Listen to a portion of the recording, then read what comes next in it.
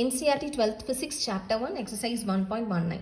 A point charge causes an electric flux of minus 1 into 10 raised to 3 Newton meter square per coulomb to pass through a spherical Gaussian surface of 10 centimeter radius centered on the charge.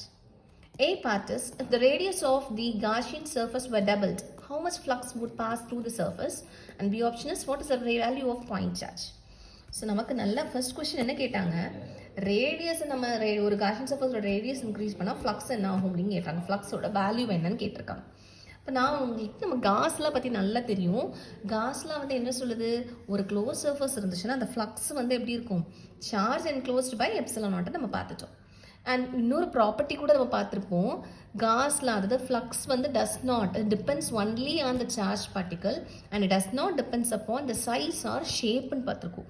இங்கே அதுதானே ஆகும், radius double பண்ணுறோன்னா நம்மளோட Gaussian surface பெருசாகும், ஆனால் உள்ள சார்ஜஸ்லாம் அப்படியே தானே இருக்கும், அதில் தான் சேஞ்சஸ் ஸோ உங்களுக்கு என்னது, it does not depends upon the size or shape.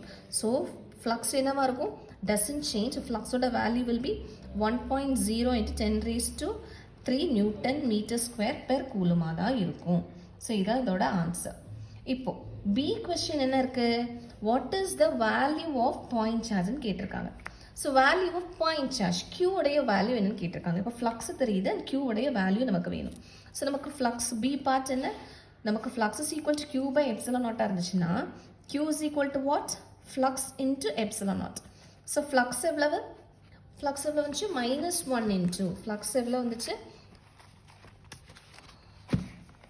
flux is -1 into 10 raised to 3 and epsilon naught is 8.854 into 10 raised to -12. அப்போ ஈஸி தானே, ஸோ 1 அதே தான். So 8-8.854 into 10 raised to -12 plus 3 is what, -9 coulomb. So இதுதான் இதோட answer. ஆர்எல்ஸ் நம்ம இதை எப்படி எழுதிக்கலாம், நானோ கூலும் -8.854 நானோ கூலும்னு கூட நம்ம போட்டுக்கலாம்.